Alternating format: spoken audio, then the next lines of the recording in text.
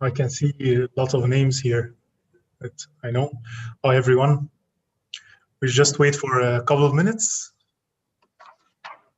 to let people come in.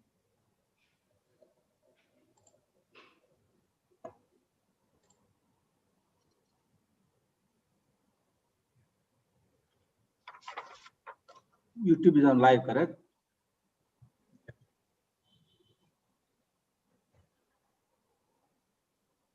And we're live on YouTube as well. We have people are starting watching us. They started watching us on YouTube as well.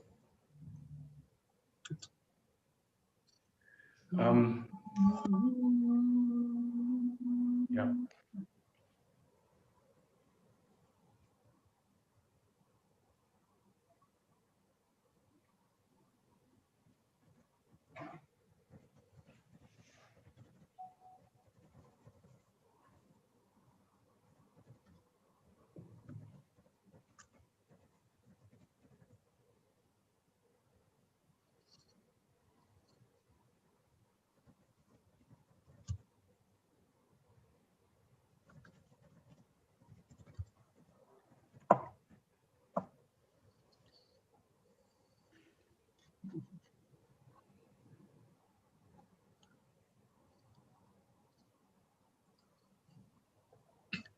So weather is getting better, so people can enjoy the tea and listen our talk.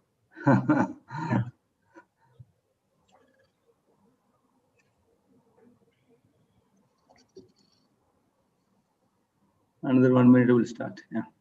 Yep.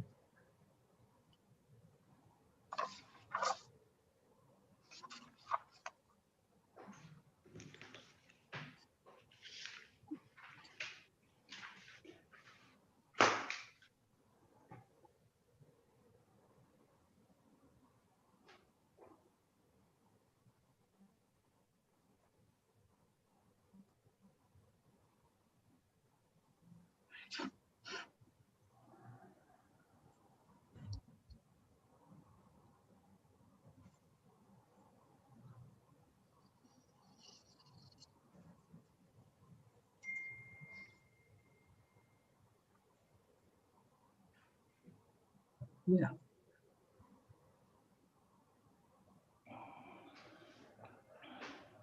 Yeah, I think we can start, I believe. Yeah. Yeah. Start. Good evening. Welcome to our CPD talk. Today's CPD talk is the address sky view. Our good speakers today is very enthusiastic, interested to educate or train us in high-rise and specialist structures. Mr. Tak is working for NOR Group. He is an associate and senior structural engineer leading the structural department. He has got experience of 20+ years experience in structural engineering. His specialism is in high rises, and he is a member of SOE and is our senior member in structural engineers. He is fellow and is registered as an unlimited license structural engineer in Dubai municipality. So it's a great project. I can see it's very near to my office. I used to see, how it is constructing and lifting up everything. So it's a very interesting topic, probably. Coming to our platform, we are on Zoom and we are on YouTube. Coming to Zoom, we have a question and answer session at the end of the talk. You can see at the bottom of the screen, you can post your questions. We'll take up the questions at the end. That's about Tak, and all the best. Tak, this is your platform now, please. Yeah. So thank you so much for the introduction and the opportunity for me to speak about the address sky views. So in this CPD talk, I will start firstly with the project overview, and then I will cover the major structural items from structural system to wind and earthquake engineering, from foundation design to the design of the tower superstructures. And then we'll be focusing on the sky bridge and skywalk we'll be touching a little bit on sustainability at the end. So let's get started. So yeah, there are some facts. So the client is EMA Properties, and Noor is a structural engineer. The concept design architect is SOM in Chicago. So in 2012, EMA was developing one of their plots in downtown, and SOM later won the design competition and provided the architectural design, the architectural concept design for the building. EMA then appointed Noor to be the structural engineer, executive architect, and MEP engineer to take the project through design stages into construction. So at the first look, the building is a hybrid structure. The towers are constructed of reinforced concrete, but structural steel is extensively used at the top of the building and also in the podium. The reinforced concrete design is done to ACI 318, and steel design is compliant to AISC 360. Those are American standards, but probably the most popular design standard in the Middle East. The general contractor for the construction is Arabian Constructing Company, with Sendai Engineering is the specialist steel contractor. So the construction started in December 2013 and ended in November 2019 when the building was opened. So it takes about 6 years for the construction to complete. Yeah, so this is the site plan, and actually the project is located between Dubai Mall Metro Station and Ima Square. The site is just about 500 meters from Burj Khalifa. So on the plan, you see two towers. They are placed at 99 meters apart, and they are connected by a sky bridge. So the building is planned and designed to maximize the views towards the Burj Khalifa. This is a photo of the complete building. You can see Tower 1 is on the right and is about 25 meters taller than Tower 2. The sky bridge connects the two towers, which is close to the top of the building. And on the left of Tower 2, there is a cantilever structure, which is part of the design feature that we call skywalk. The towers are sitting on top of a common podium and three-level basement. The basement and podium house hotel lobby, pool and landscape, a ballroom and other amenities, car showroom, and a parking space for around 1,400 cars, plus MEP areas. In terms of functional zoning, this is a mixed-use building. Tower 1 actually holds the service apartment in the typical floors, and at the top it houses sky villas. Tower 2 includes 165 key 5-star address hotel at the lower levels, and also service apartments above the hotel. The sky bridge holds luxury duplex apartments, and the skywalk, which is on the left of Tower 2, hosts the observatory and the adventure walk. This is a typical building section. You can see Tower 1 is 261 meters, Tower 2 is 238 meters above the ground. And along the height of the towers, there are two MEP floors. They are located at level 16M and level 43. On the elevation, you can also notice the configuration of a typical main truss that supports the sky bridge.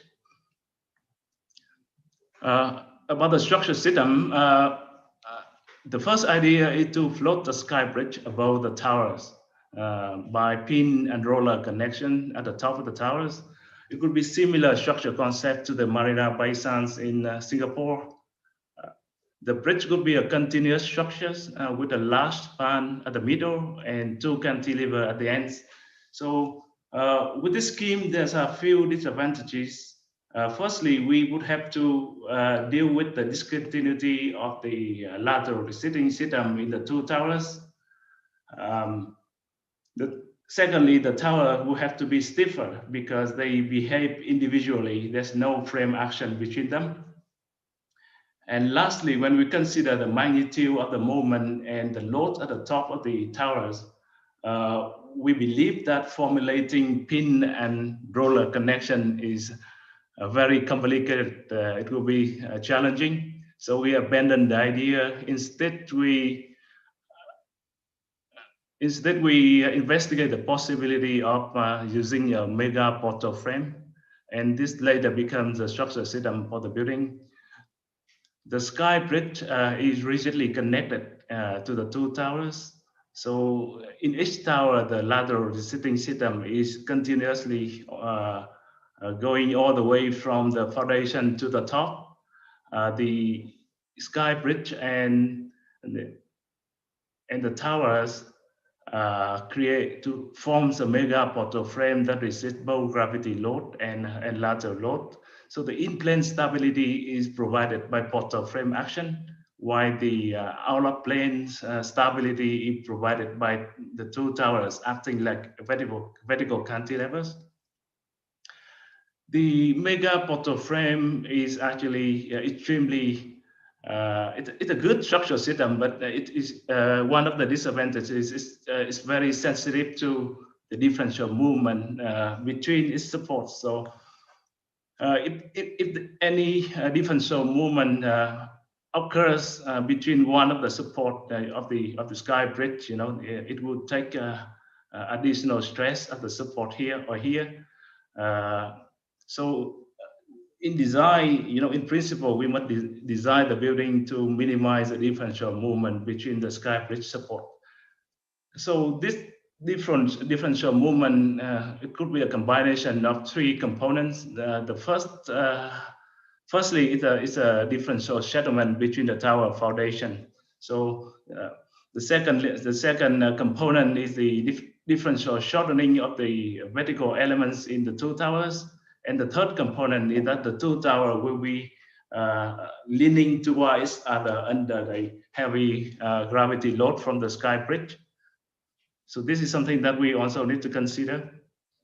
In terms of materials, of course, this is a hybrid building, so both reinforced concrete and structural steel are used as primary materials. The towers are constructed of reinforced concrete, and the concrete cylinder strength for the vertical elements varies from 80 MPa to 50 MPa. For slabs and beams, the concrete cylinder strength is 35 MPa. The sky bridge and sky walk are made of structural steel, and we have been using both grades S355 and S460. So after the concept design, we perform an initial cost study. Basically, we look into two aspects of the design. The first aspect is about the typical floor height, and we were investigating whether we can reduce the typical floor height from 3.6 meters to 3.45 meters. If we do so, we are able to increase the number of typical floor and offer additional GFA to the client. The second aspect is the structure, the cost of structural steel. So we reviewed the initial cost of structural steel. We noticed that at 200 meters above the ground, the price of structural steel is quite expensive. This is because of extra temporary work, heavy lifting, craneage. So we decide that we will only use structural steel where it is absolutely necessary. On typical floor, the two tower has a rounded shape, which is also aerodynamic. The floor plates and apartment layouts are designed such a way to maximize the view towards Burj Khalifa. The perimeter columns are provided at the slab edge to minimize the obstruction of the views from the apartment. On a typical floor framing plan, each tower had 4 mega columns. Those columns are supporting the sky bridge and sky walk in case of Tower 2. The lateral system includes 2 north-south shielders that are connecting the the mega column, and then 2 east-west shieldworks. One is along the corridor and the other one at the perimeter of the floor plate. It also includes some secondary shieldwork around the elevators and staircases. So by looking into the structure layout, we can say that the structure layout is quite eccentric. I mean, center of the stiffness is close to the south side of the floor plate. So with this configuration, we would expect some kind of lateral movement under gravity load as well. This is the complete structure model in TASV. The structure system is bearing wall system with R value of 4.5 according to UBC 97. So there's no outrigger in the building, and there's no transfer of shear walls. With this portal frame, we expect initially, high torsional moment. Therefore, we provided reinforced concrete bellworks around the perimeter of the mechanical floors to gain extra torsional stiffness. We have been using ETAF and SAP 2000 for modeling, analysis, and design. So during the peer review process, one of the peer reviewers actually used Trans 7 as an alternative to CRI software. However, we found the results are consistent between all the software packages. This is the result from a model analysis with an uncracked section. So we have mode 1 is a translation mode. The two towers are moving out of plane of the portal frame. And then mode 2 is a torsional mode. The two towers are also moving out of plane of the portal frame, but they are moving in opposite direction. So it creates a lot of torsional moment. The mode 3 is another translational mode, and the two towers are moving in plan of the portal frame. And here are some other, some higher mode shapes that are presented here. This is mode number 4 on the right. And then this is mode number 5 and mode number 6. So totally in design, we consider 36 modes. Moving to wind engineering, the first thing I would like to say here is about the design wind speed. So you know that in DM, there's a circular 101 that was released by the Dubai municipality in early 2013. It sets the 50-year wind speed of 45 meters per second for all the tall buildings in Dubai. This design wind speed is actually proven conservative by many specialist wind engineering consultants. So when we start doing the design for this building, we approach the Dubai municipality, and then we negotiate and successfully obtain an exception to use a wind speed of 38 meters per second. So the design, the 50-year return period wind will be only 38 meters per second for this building. This actually reduce around 30% of the structural forces and also the cladding pressures. Then we carried out wind tunnel tests for the building. We test 3 different configurations. The first configuration is during construction. I mean, the two towers are being constructed to, until underside of the sky bridge, but they are not connected. The second configuration is the complete building with the current surrounding. And the third configuration is the complete building with the future surrounding. So we then get structural forces and for tower 1, for tower 2, and for the complete buildings. So as expected, the torsional moment in the complete building when the two towers are connected increased significantly. I think the overall torsional moment in the complete building is about 7 to 8 times the maximum torsional moment in individual towers. And this is lateral movement and interstory rift of tower 1 in X and Y directions and the 10-year return period wind. These are all within the allowable limit defined by ASCE 705. I just want to note that the lateral movement and the interstory rift in X direction are very small. The reason is there's a the portal frame action, in plan. So the bearing is quite stiff in that direction. We then check the peak ground acceleration and torsional velocity with damping ratio of 1.5%. We check them again, the criteria suggested by ISO 10137 and CPD, RWDI or CTB-UH for 10-year wind. So now in Tower 1, the acceleration are at the limit for both 1-year return period wind and for 10-year return period wind. This indicates that if we didn't select the mega portal frame at the beginning, then we would have to increase significantly the stiffness of Tower 1 just for satisfying the acceleration criteria. For Tower 2, the accelerations are well within the allowable limit.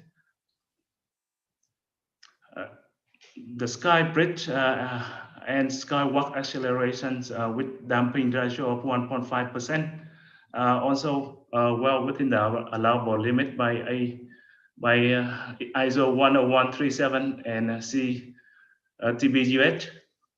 Moving to earthquake engineering, we refer to DM Circular 101, which says that this building had to be designed for a zone 2B of UBC 97. So in Norway, when we did a site-specific seismic study for a project in Dubai with exactly the same soil profile, the desired earthquake with 475-year return periods is very close to the requirement of zone 1 of UBC. So it means that if we pick the UBC zone to be in design, then that will be conservative. So in design of the structure, we have complied to the zone 2B, knowing that wind is the governing lateral load for this building. This is the inelastic lateral displacement and inelastic interstory rate for Tower 1. They are all well within the allowable limit defined in UBC 97. Okay, the seismic provision in UBC 97 basically based on an inelastic deformation curve that you will see in the continuous line here. We basically, in design, we calculate the elastic base shear based on the first mode periods and assume a linear elastic behavior of the structures. And then we take that elastic base shear divided by the R factor to get the inelastic base shear for design. So, and if the building has a transfer element, then again, we multiply the inelastic base shear by over strength factor omega and to get the Vy, base shear Vy to design the transfer element. So in this building, we designed the whole building for zone 2B with an R factor of 4.5, but we also check the main components of the sky bridge under elastic force from actual level of seismicity in Dubai with the zone 1. So we check the sky bridge with zone 1 and R equal 1. In terms of analysis, we use both response spectrum analysis and linear time history analysis with a set of suitable ground acceleration. Going to foundation, the building is founded on pi foundation, and this is the pi layout for Tower 1. So under the raft, there are 160 pies. They are all 1.5 meter in diameters. The deep pies are at center of the raft within this frame. They had a tow level of -55 meter DMD. The shallow pies actually are on the wings of the raft, and they have a tow level of -45 meter DMD, which are about 10 meters shallower than the deep pie. So the pi loads in Tower 1 varies from 20,000 kilonewtons to 39,000 kilonewtons. So Tower 1 and Tower 2 rafts are about 3 meters thick. The concrete cylinder strength for the raft is 60 MPa. Tower 2 has a similar pie layout, but under the raft there are only 156 pies. Pies are also 1.5 meter diameters. The deep pies had a tow level of minus 50 meter DMD, and shallow pies have tow level of minus 43 meter DMD, which are around 7 meter shallower. Pie load in Tower 2 varies from 17,000 kilonewton to 31,000 kilonewton. So to design the last pie groups under Tower 1 and Tower 2, and also to balance the settlements between the tower foundations, we perform a soil structure analysis, which involves several iteration of pie stiffness between a structural model and a geotechnical model. So this is the geotechnical model for the foundation. We have modeled all the pies and the raft, and then we ignore the soil bearing capacity in the raft to comply with DM regulation. On the typical section, you can see the raft of Tower 1 and the raft of Tower 2. The topsoil and subsoil layer include alternating layers of silty sand and sandy gravel with seashell fragment. The thickness of those layers is about 6 to 12 meters. And below we have bedrock, which includes alternating layers of wick to wick sandstone, canchoronite, conglomerate, or siltstone. So when we have the settlement in the geotechnical model and structural model converse, we obtain the final set of pie springs that we use to determine the pie load, and under the combination of gravity and lateral force. We also use this set of springs for designing the reinforcement in the raft. And this is the settlement of Tower 1 and Tower 2. For the best estimate case, the settlement at the center of the raft is around 50 millimeters, and the settlement at the perimeter of the raft varies from 20 millimeter to 25 millimeters. The important is the calculated differential settlement between the Tower 1 raft and Tower 2 raft is less than 5 millimeters. During construction, we also monitor the settlement. So when the building is completed, the settlement is found as 5 millimeter around the perimeter of the raft and around 15 millimeters at the center of the raft. It shows that the settlement that we got from the calculation is a little bit conservative. The reason is that we as explained previously, we ignore the soil bearing capacity under the raft foundation.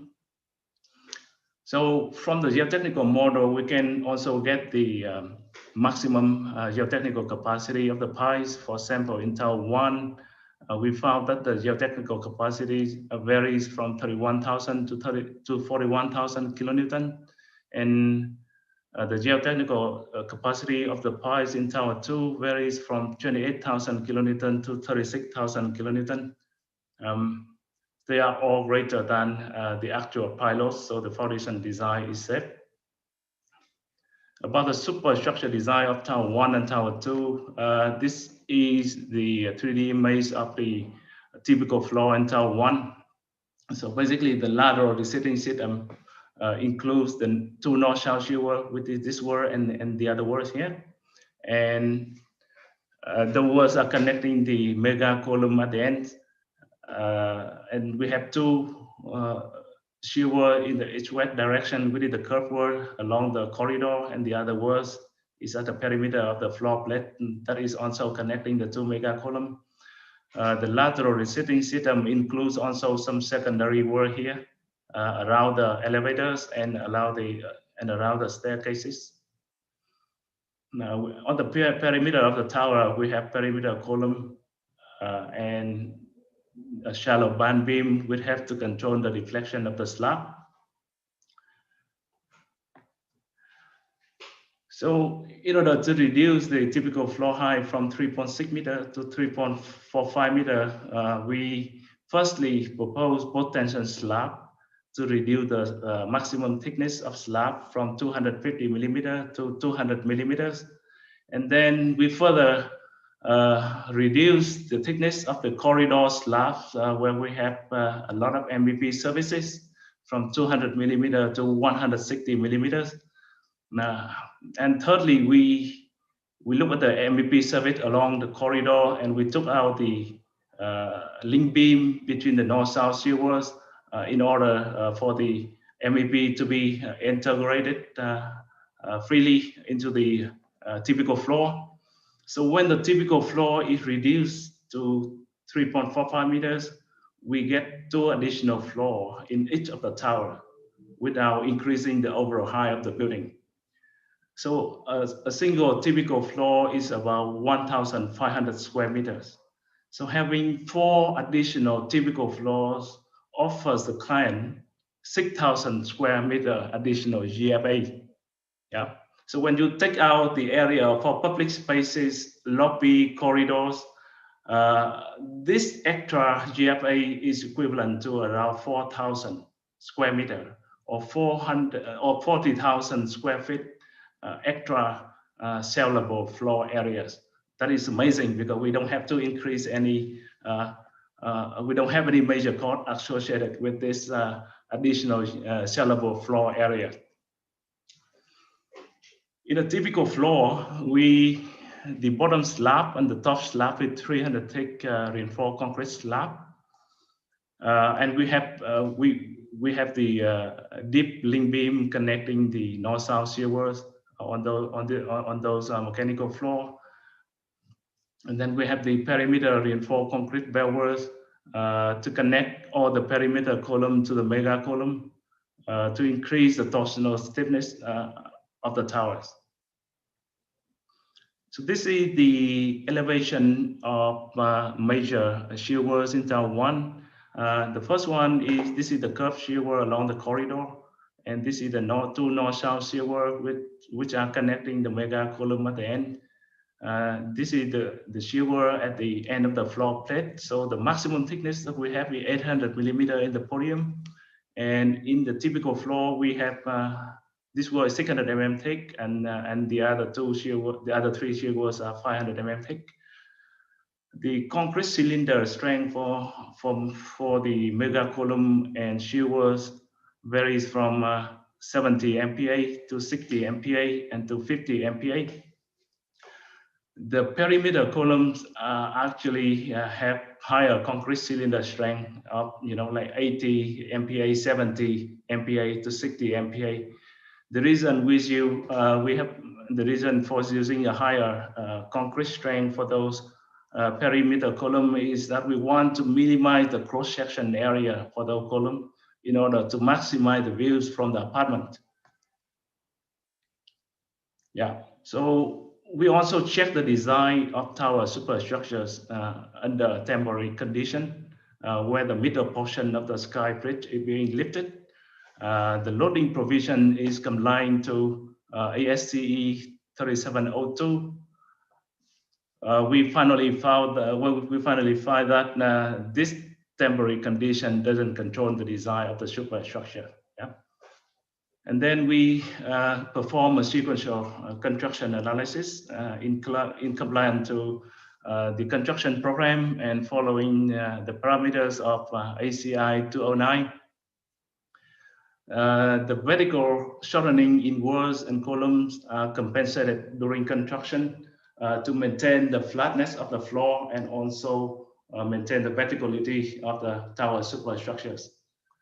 We also monitor the vertical shortening during construction of the when the building is completed. We find the differential shortening between Tower 1 vertical elements and Tower 2 vertical elements are roughly around 5 millimeters, maybe in many places less than 5 millimeters.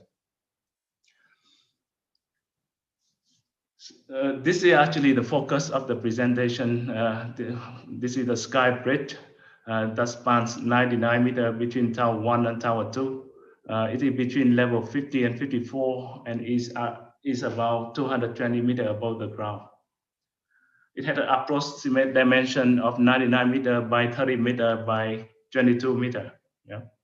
So from the top level going down, We have infinity pool and leisure deck on level 54, and then pool services and bike house on level 53. Level 52M is a double high space. Level 52 and level 51 hold the duplex apartments, and level 50 there's a service corridor, and it holds also the soffit cladding. So this is the main structural system for supporting the sky bridge, right? There are two main trusses. The bridge is supported by two main trusses, tier 1 with this truss, and truss tier 2 with on the other side. They are in parallel and spanning the mega column in tower 1 and tower 2. The bottom chord of the truss of the two trusses are at level 51, and the top chords are at level 53. So there are 3 floors being embedded within the truss depth of 12 meters. In the perpendicular direction, we have 8 secondary trusses. They are bracketing between the 2 main trusses, and they are spaced every 9 meters. Yep. So the structural system is simple, isn't it? So you may have asked that how the structural system is being fit into the design of the sky bridge. So this is the architectural layout of level 51, where where it holds the lower level of the duplex. The design layout of the duplex apartment actually in north-south direction, and it occupies one structural bay of 9 meters.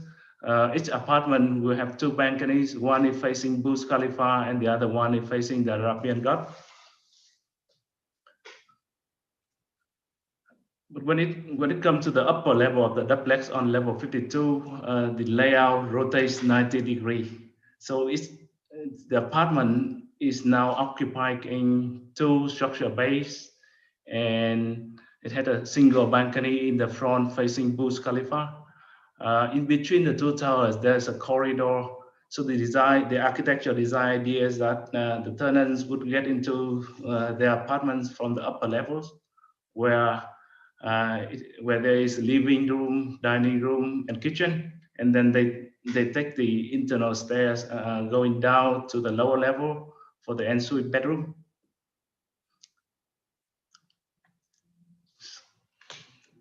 So the steel truss, tier 1 and tier 2 are placed on plan. They are placed behind the external facade that separates the main floor to the balcony. This is level 51, so we see the bottom chord of the main trusses and also the bottom chords of the secondary trusses. To brace the system, we are relying on the system of X braces. Though X braces are underneath the metal deck concrete slab, so the composite slab for this floor is 165 mm thick, and it is supported on steel beams. The steel beams are spaced at 3 meters center to center, and they span the secondary trusses, so they have a span of around 9 meters. So level 52 has a similar structural arrangement, except that you see the layout of the duplex rotates 90 degrees.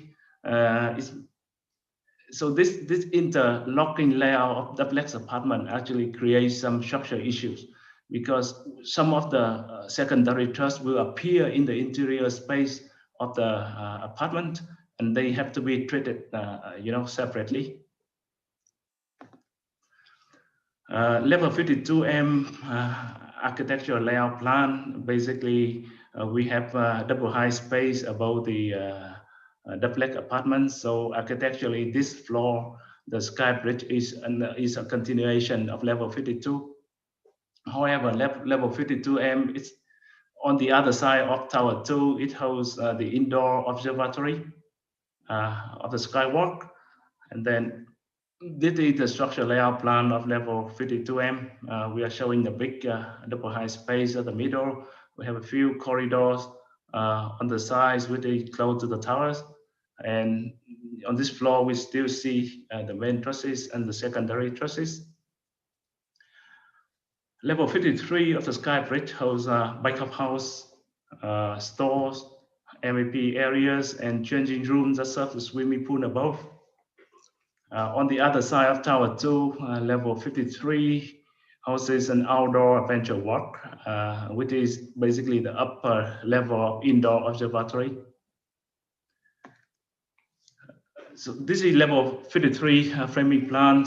On this floor, we see the top court of the main truss, Tier 1 and Tier 2. And we see also the top court of the secondary truss, Tier 3 and Tier 4. We have the egg braces underneath the 200 thick metal deck concrete slab. So the composite slab is also on top of the steel beam, and the beams are also spaced at 3 meters center to center. And span between the two secondary trusses. There are a few transfer beams on this floor, so there are steel transfer beams. They are supporting the reinforced concrete column in the Sky Villas in Tower 1. And on this side, there are a few planted columns to support the roof level of Tower 2. So this is level 54 architectural layout plan. It is actually, this floor is actually the attraction of the Sky Bridge. So it holds an infinity pool facing Burj Khalifa, and it has also a leisure deck in between the two towers. In Tower 2, there's a celery restaurant, and in Tower 1, there's a large spa complex. It's occupied the whole floor of Tower 1. So this is the view from the leisure deck to Burj Khalifa. It's spectacular.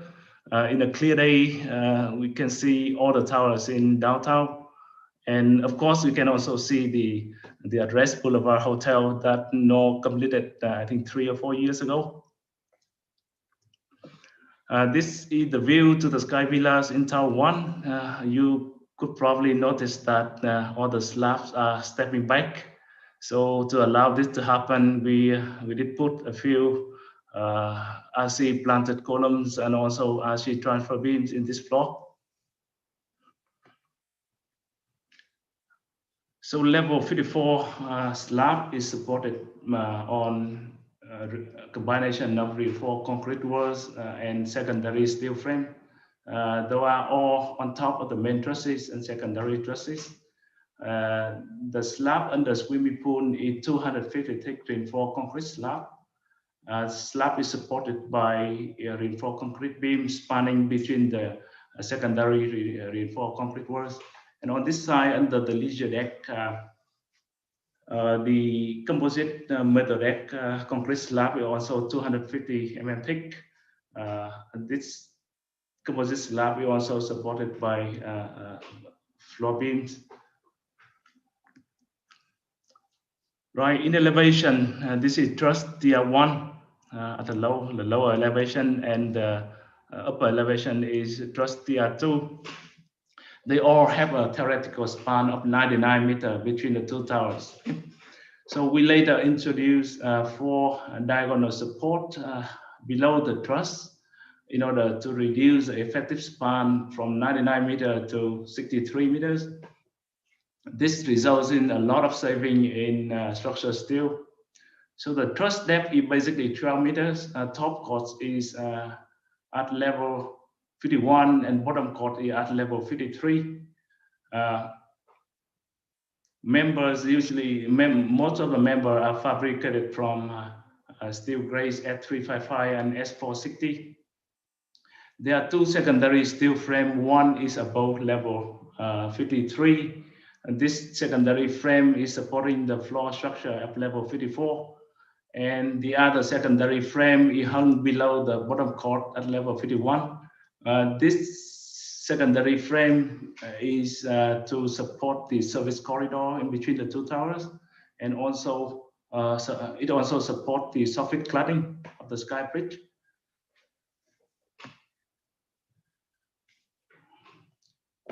This is a typical truss, secondary truss DR3. So truss DR3 is located in the demising wall between two duplex apartments. So we are able to throw in two diagonal members to form the V shape as on elevation. Truss DR4, as I stated previously, it is located, partially located in the interior space of the duplex apartments. So we have designed truss DR4 at a very new truss. Basically, or you can call it movement frame. So on two sides of the truss DR3 and DR4, there are cantilever beams. So the cantilever length varies from 3 meters at the lower floor to something like 7.5 or 8 meters at level 53. You can see also the secondary steel frame which support the swimming pool and leisure deck, and also the hanging frame underneath level 51 for the soffit cladding and service corridor. So in terms of design, the steel structure is designed to AISC 360. And during the design, we try to keep the maximum demand capacity ratio to 0.95. In order to design the trusses, we also made a few conservative design assumptions. Firstly, we ignore the metal deck concrete slab. The floor shell elements in ETAP's model tend to draw away tension or compression force from the main trusses. So we have assigned a very small stiffness for those shell elements. I think we use a modification factor of 0.05, I believe. Then when we ignore the stiffness of all the slabs above the sky bridge, we have to rely completely on the X braces for diaphragm actions and for any resulted torsional moment, between the two towers. So the floor X braces are of square hollow section, 200 by 10 for the interior spans, and for the end span, when the end span closes the concrete structure, the X braces are square hollow section 300 by 16. So this section theoretically can resist both tension and compression force. However, we further design them at tension only member to be conservative. So the floor beams are spanning between the secondary truss, and they are actually connected to the composite slab through a lot of shear studs. However, when we ignore the slab, then we again ignore the composite action between the slab and the steel beam, because another assumption is that the steel beams are running in parallel to the main trusses. So there's a possibility that when you model all the beams together, it will become all connected along element, and maybe it will take some additional axial force from the truss as well. So to avoid this, we also assign a very small stiffness, very small axial stiffness to the beam, so to make sure that all the beams are just mainly acting, the behavior of those beams are mainly flexure.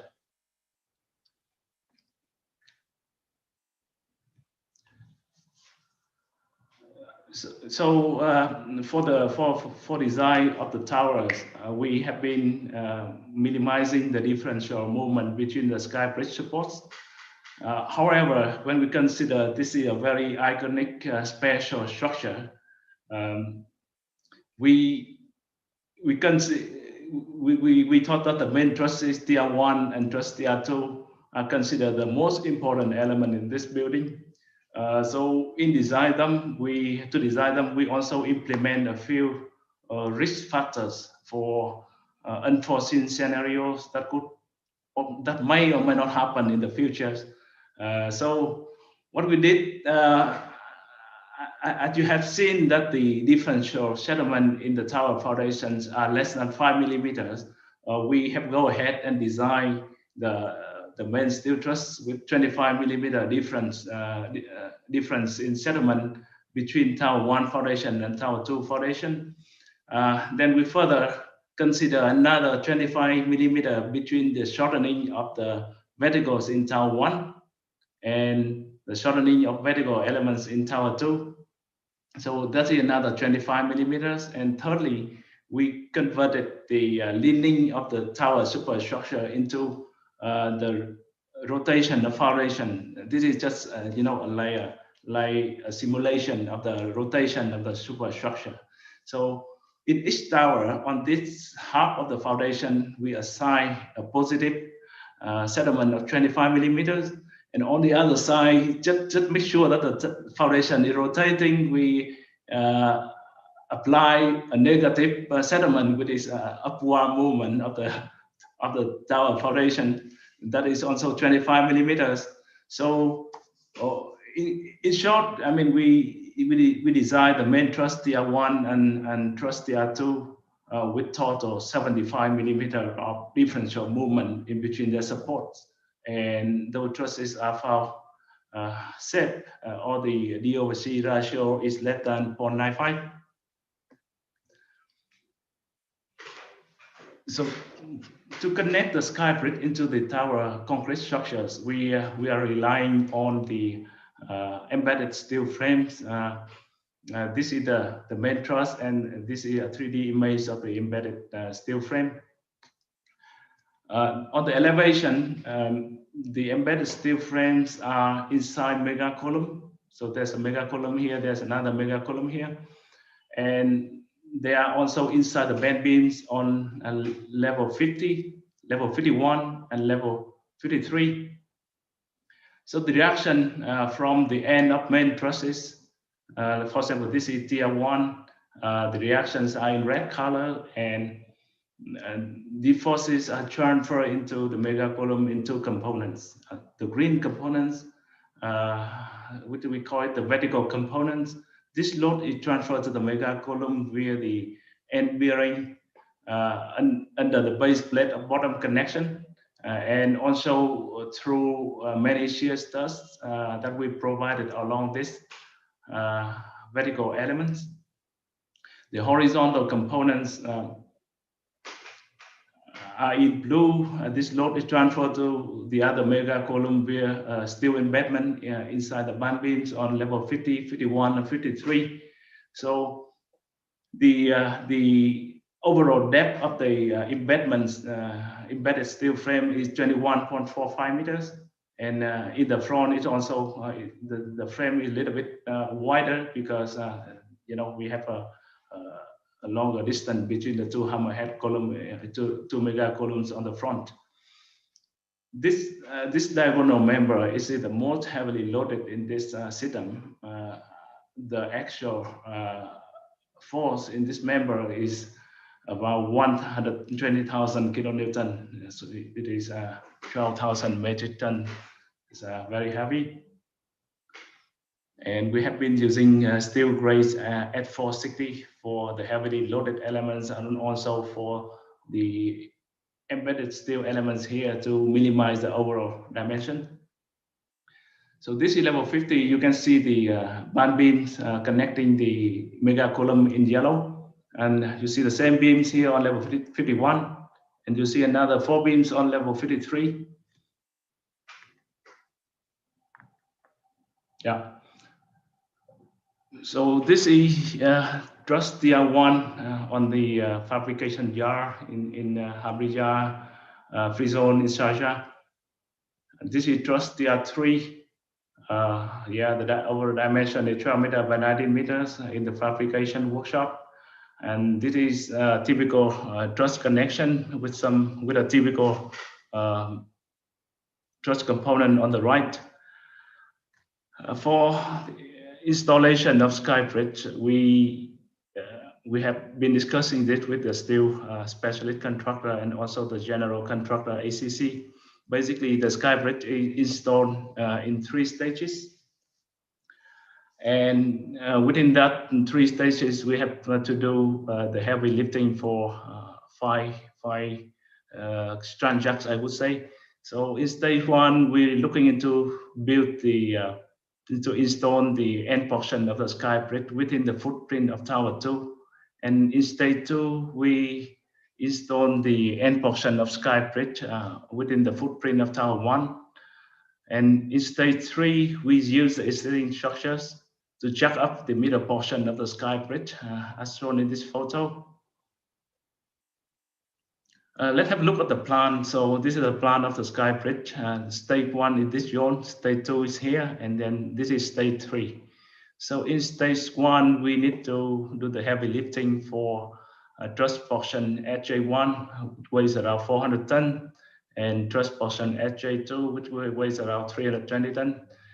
And then we install the infill members in between the truss portions by tower crane. We do similar for stage 2.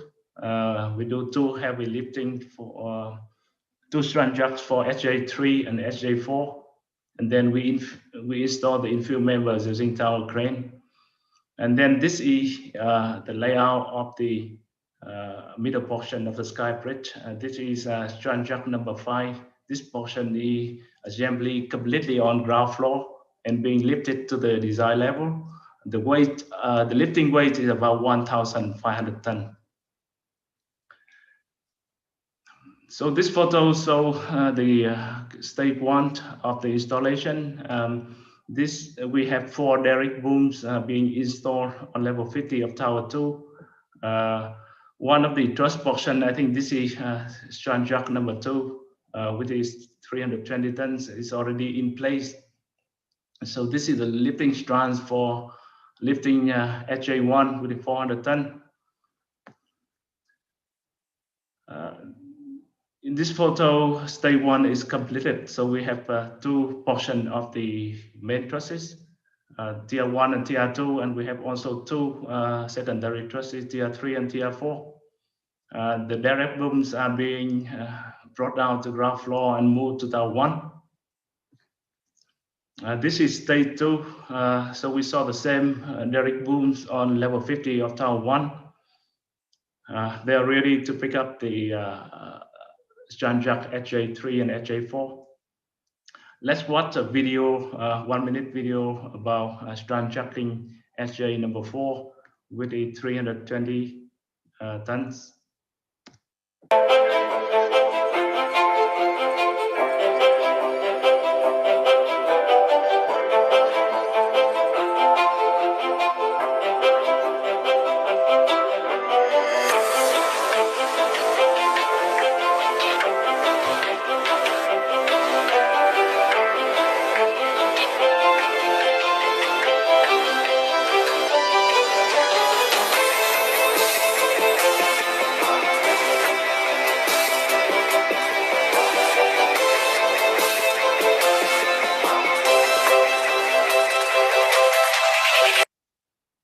So did you notice that the church portion is partially within the tower 2 footprint? So when it is lifted, it was lifted outside the tower 2 footprint, and then the derrick boom, moves it horizontally into final position. So this is stage 3. The controller installs some temporary work in yellow on top of the existing steel structure in tower 1 and also in tower 2 for lifting the middle portion of the sky bridge, SJ5. So this is another 1-minute video for lifting SJ5. This portion is 1,500 metric tons.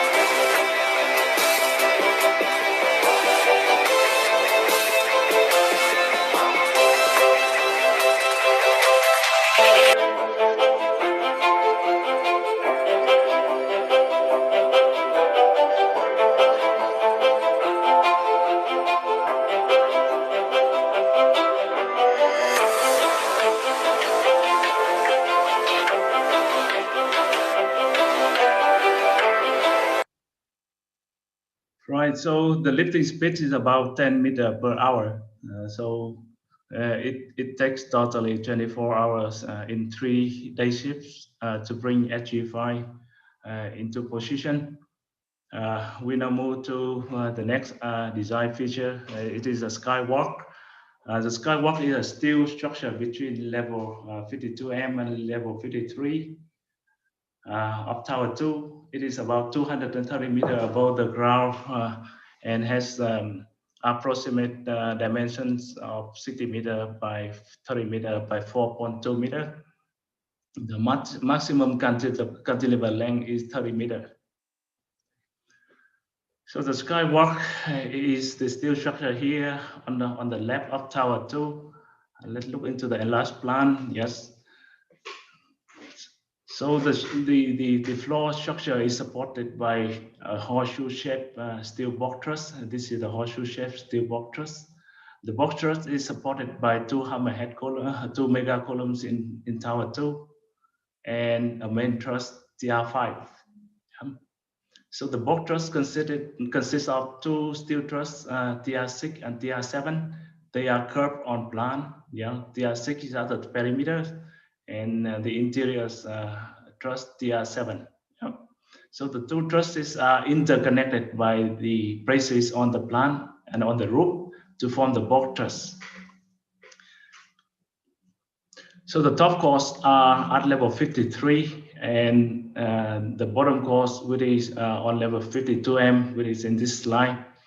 The main truss TR5 divide the box truss into a 30-meter cantilever and a back span.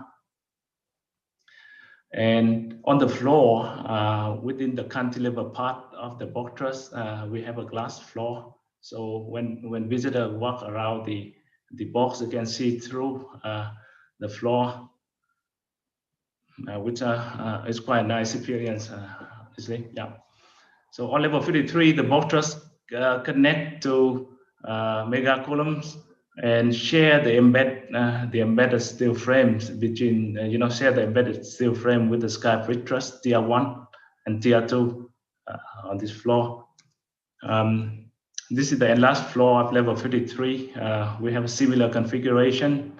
This level holds on the top course of truss tier 5, tier 6, and truss tier 7, and the roof of the cantilever is also glass. This is from the structure models.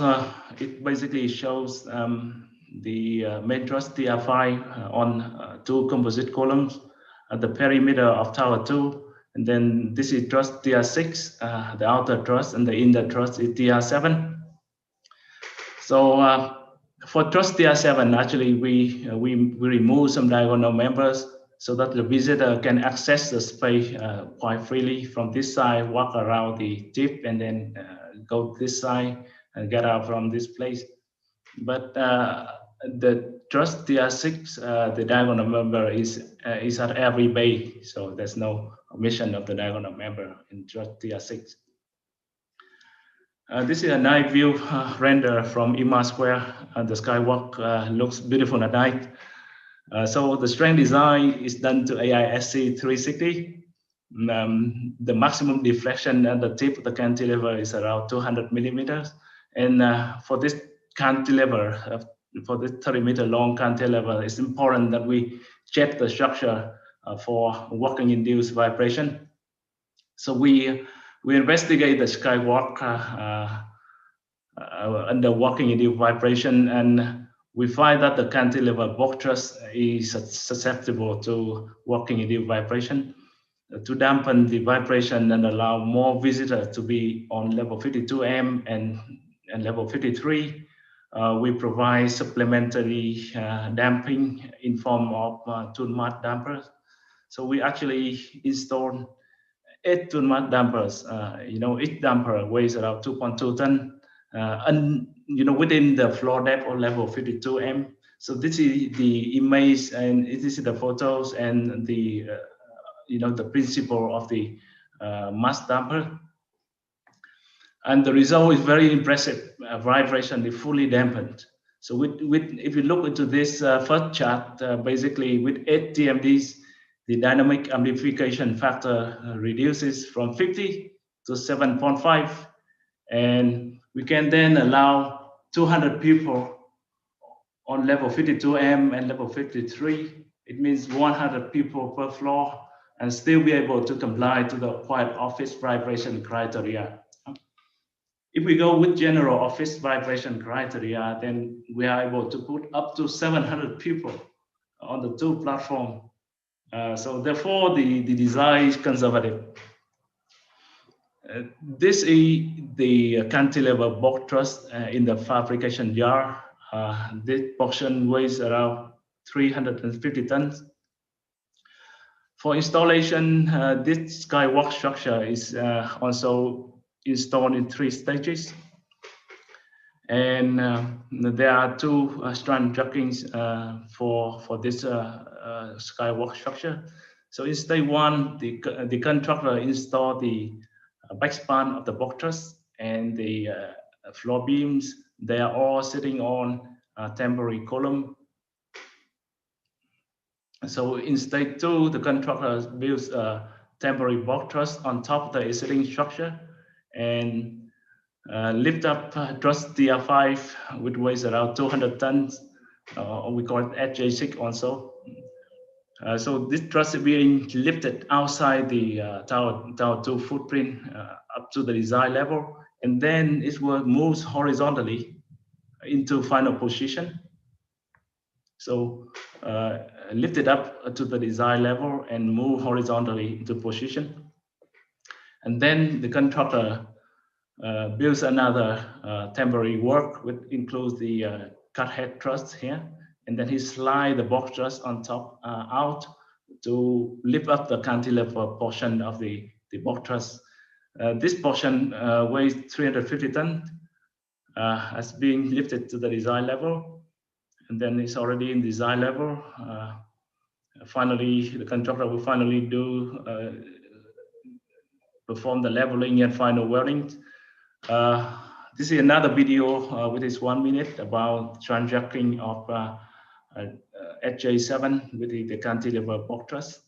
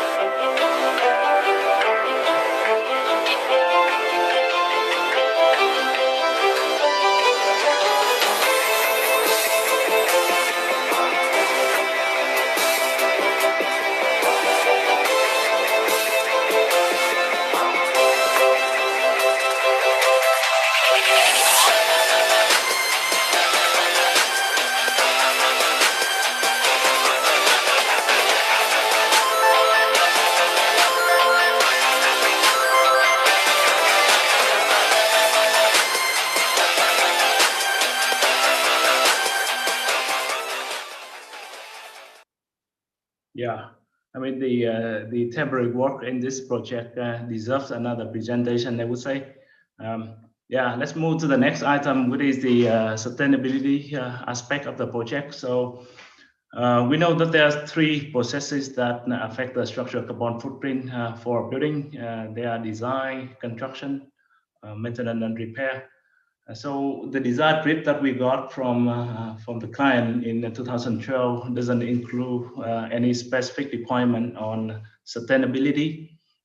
And so at that time, with our complete tool for assessing embodied carbon in the building structure, we focus on the design construction measures to reduce CO2 emission. We make sure that the design is efficient, and we use less material if possible. In design, the members, we still do typical design, but we keep the demand capacity ratio in the reasonable range. For construction, we use both tension slab to shorten the slab cycle.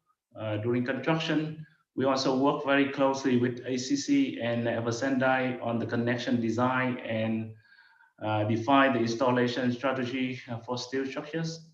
At very early stage, this saved a lot of time on the temporary work and on the installation.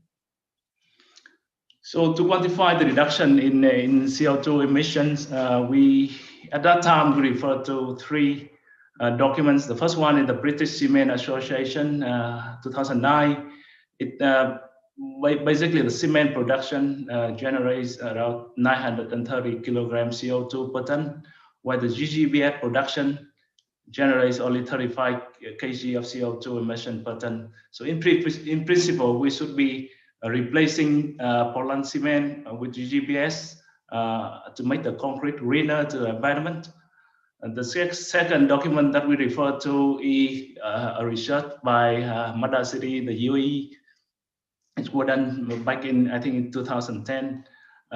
One of the results is that if you use 50% to 70% GGBS as a replacement to cement for the UAE condition, you would save around 190 kilograms CO2 emission for every meter cube of concrete.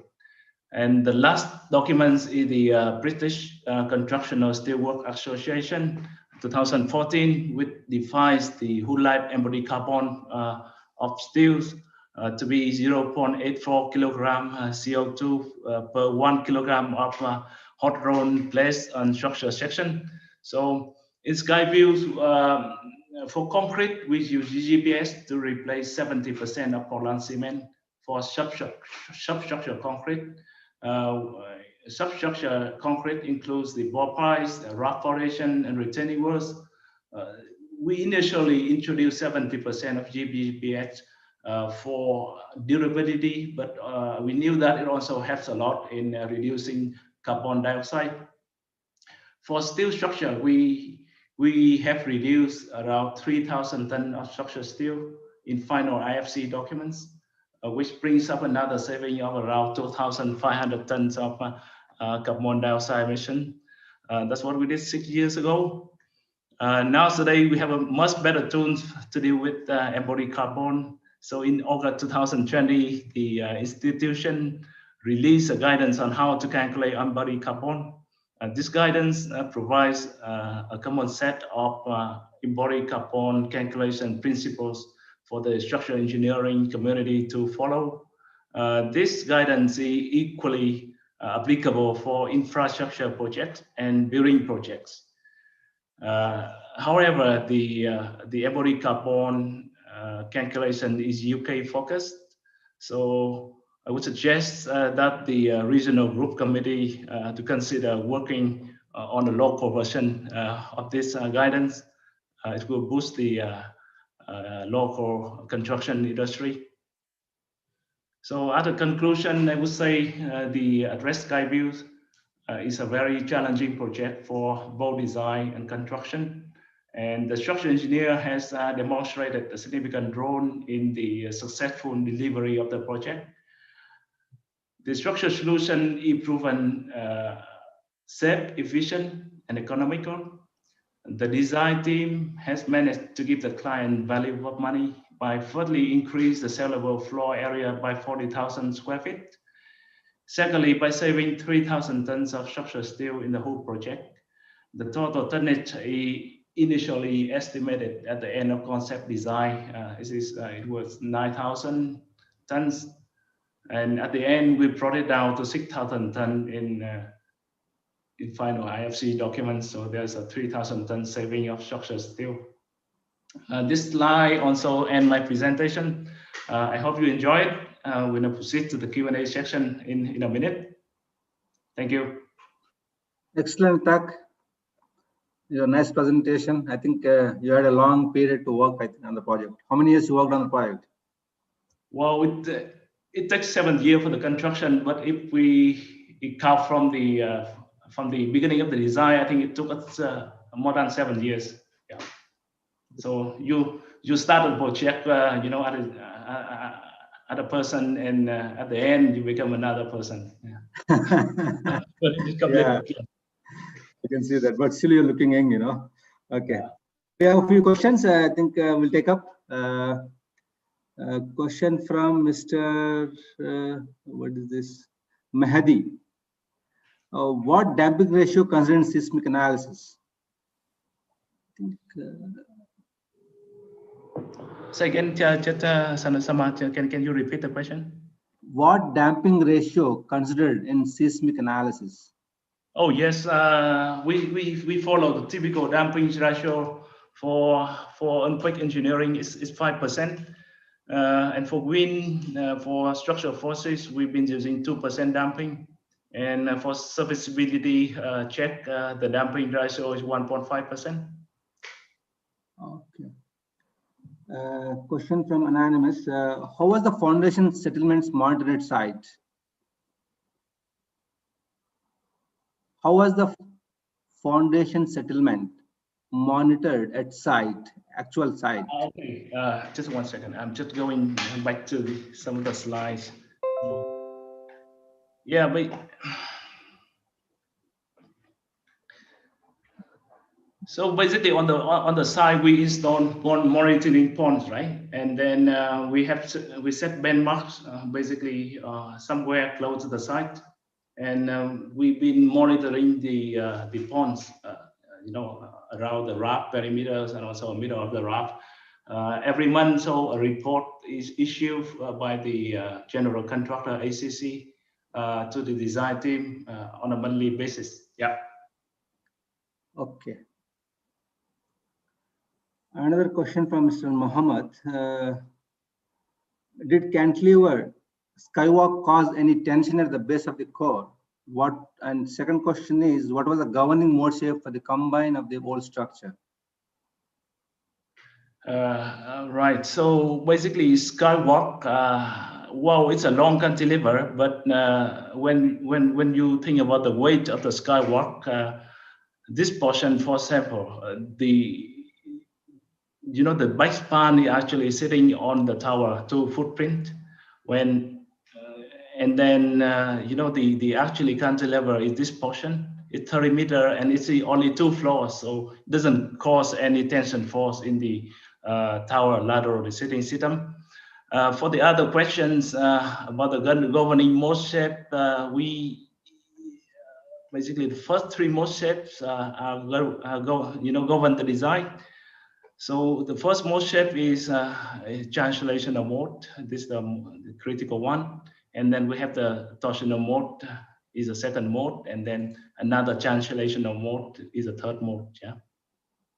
Yeah. Okay. A question from Mr. Krishna Prasad Menon. How are temperature stresses are managed for such a rigid system at square bridge stress and mega column junctions, especially connections? And how was the next question would be different? How was the approach for progressive collapse checks? The 2 different questions.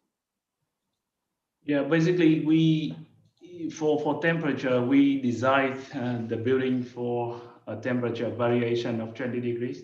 Yeah, and for the floors that or the components that are directly exposed to the sun, we consider temperature variation of 25 degrees Celsius. In terms of progressive collapse, the reason here is that we have a lot of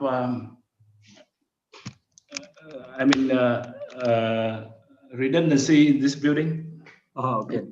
Yeah, if you look at the system, it's a portal frame. We check it without a bridge. We check it with the bridge. So basically, I would say we check it for many different conditions, some unforeseen scenarios. So I would say that we have a lot of redundancy in the design of the building, and this I think progressive collapse is not going to be a problem with this structure. Yeah. Okay. We have anyway 75 mm difference settlement already you considered, 25, 25, and 25. Yeah. Yeah. Okay. There's a question from Mr. Callum.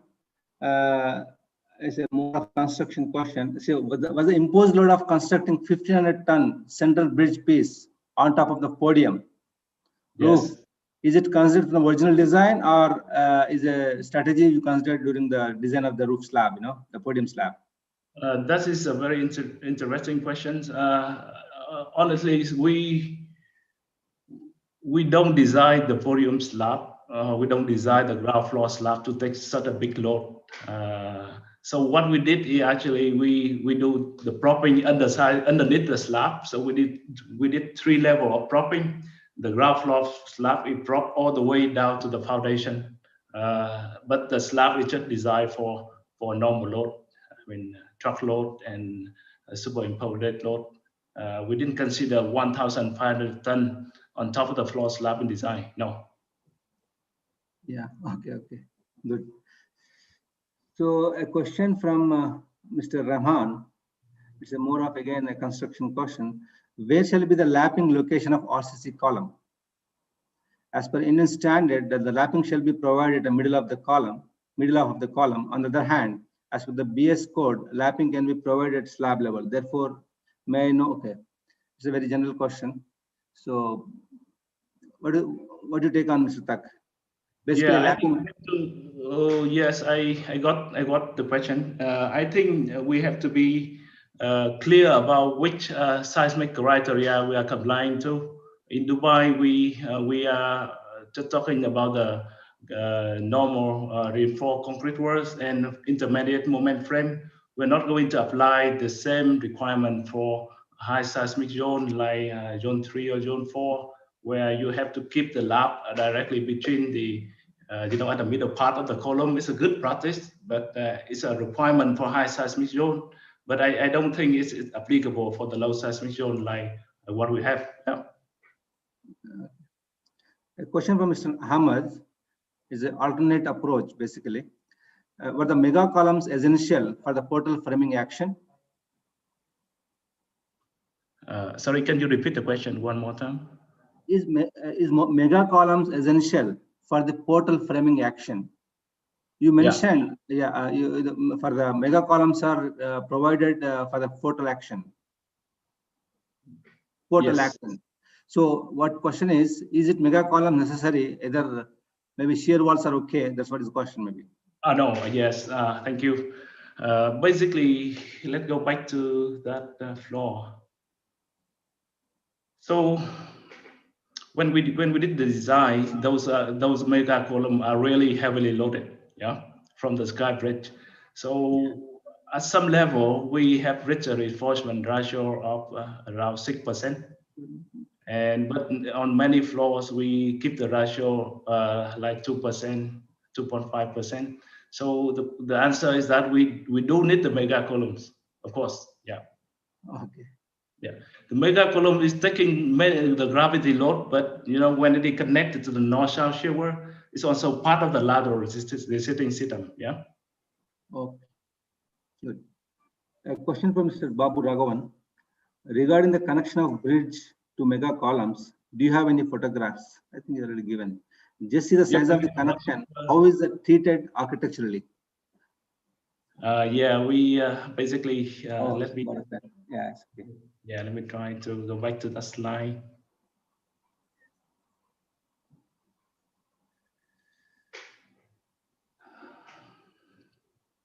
So if you look into this image, right, this is level 50. And you see that we stop all the perimeter column underneath the level 50. And this is the diagonal member that's going to the mega column and the band beams. So this floor is actually a service floor. It holds the BFUs and some MVP system here. Yeah. So this diagonal member is visible when you stand here on this floor, right? The embedment here in the tower, the steel section are embedded in band beams, and we have shown the band beam here. The band beam is actually 1.1 meter deep, and it's connecting the two mega columns. The floor to floor height is 4.2 meters. So if the band beam is 1.1, underneath the beam, we still have a clearance of around 3 meters. So that's how we design the system, with the minimum impact to architecture design. Okay. A question from Mr. Adnan. What is the maximum deflection at the edge of the cantilever?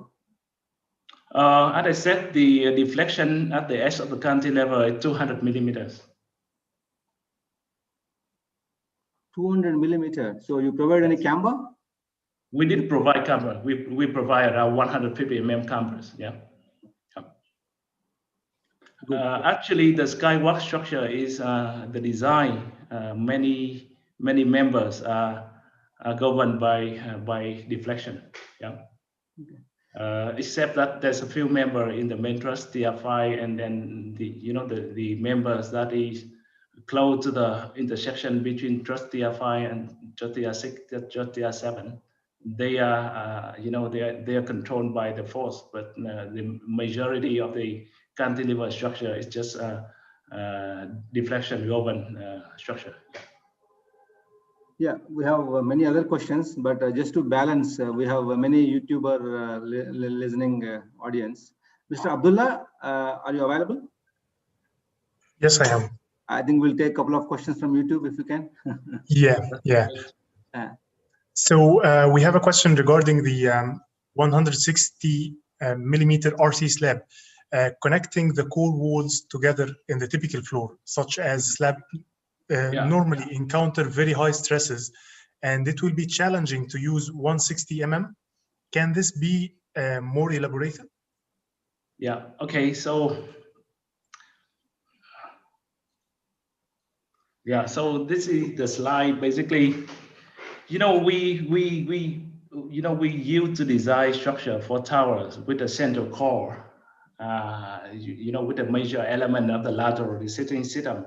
So I've seen engineers trying to thicken the slab inside the cover in order to gain more stability, for the structural system.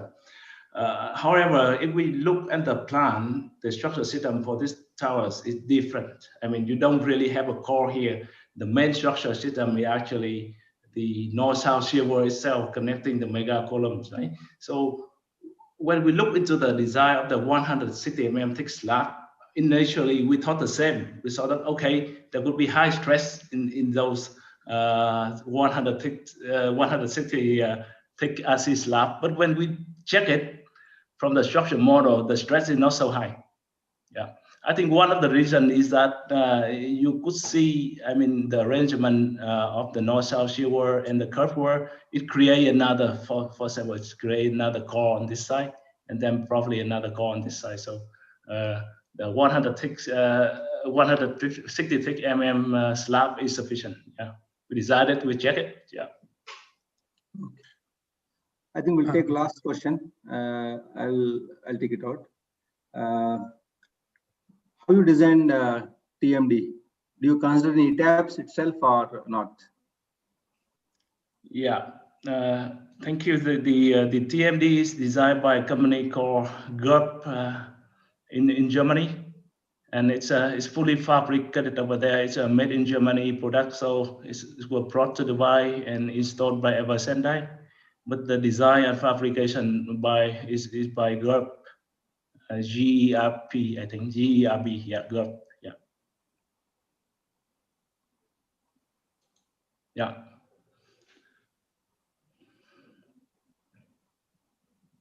Yeah. So basically, to design the TMDs, we supply the structure model of the skywalk. It's an independent model from the tower. It's just a skywalk itself. Basically, we wanted to test the frequency of the skywalk structure. Yeah, we remove all the slab, ignore all the stiffness of the partition, and we just test what is the frequency. So we got a frequency around 1.5 hertz, I believe. Yeah, which is very close to the frequency of footfall vibration. So that's a problem. Yeah.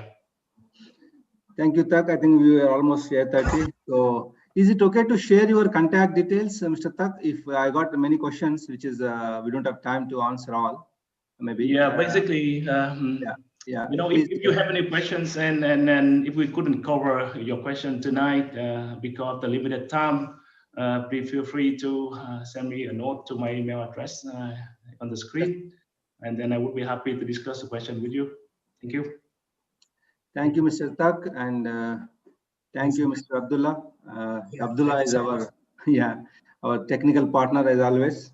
He's brain behind our technology, and second, we have upcoming seminars. Maybe we're not published on 17th of November. We are planning one fiber concrete.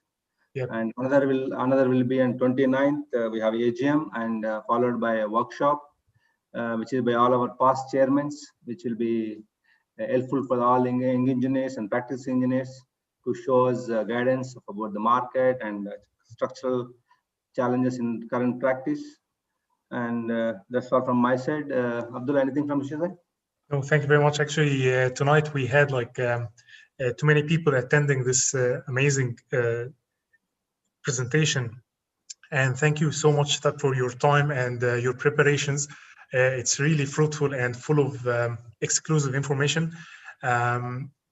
We like on behalf of everyone, I think like I'd like to thank you for that. And actually, we received like too many comments even on YouTube channel, more than the usual, for people like telling you that's a really good work.